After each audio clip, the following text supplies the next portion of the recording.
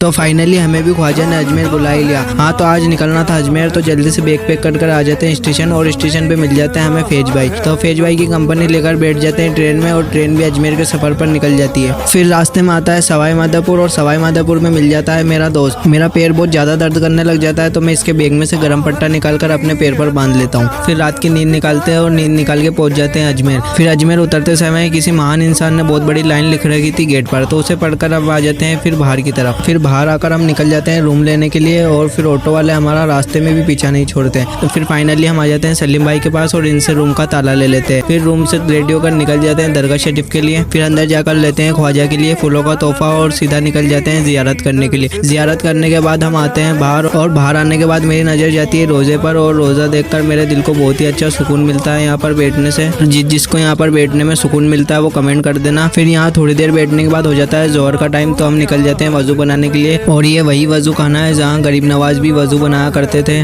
वजू बनाकर हम आ जाते हैं नमाज पढ़ने के लिए। जोहर की नमाज पढ़ने के बाद हम आ जाते हैं बाहर आके निकल जाते हैं हम दहीदीन के झोपड़े की तरफ, और वहाँ पर जाके देखते हैं तो चारों तरफ फोटो शूट चल रहा था। फिर हम भी उसी भीड़ का हिस्सा बनकर कुछ फोटो ले लेते हैं। फिर थोड़ी देर वहाँ पर घूमते हैं, और वहाँ बहुत गर्मी लगने लग जाती है, तो फिर हम रूम पर निकल जाते हैं। फिर नहाकर निकल जाते हैं हम जियारत करने के लिए, और जियारत करने से पहले पढ़ते हैं मगरिब की नमाज। फिर मगरिब की नमाज पढ़ने के बाद हम लग जाते हैं जियारत करने की लाइन में, और फिर जियारत करने के बाद हम आ जाते हैं बाहर, और बाहर आने के बाद हम थोड़ी देर बैठते हैं, और यकीनन यहाँ बहुत सुकून मिलता है हम दोनों को।